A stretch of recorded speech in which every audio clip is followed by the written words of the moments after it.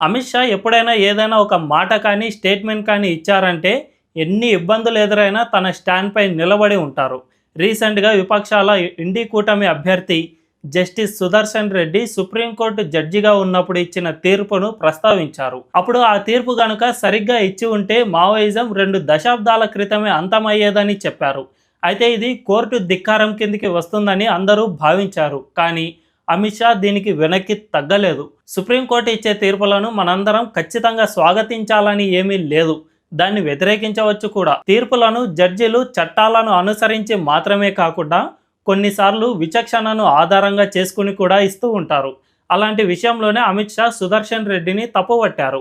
ఆ రోజు ఆ తీర్పు ఇచ్చి ఉండకపోతే ఖచ్చితంగా ఈరోజు పరిస్థితి మరోలా ఉండేదని, మావోయిస్టులు 2 దశాబ్దాల క్రితమే అంతమై వందలాది మంది జవాన్ల ప్రాణాలు కాపాడేవారని చెప్పారు.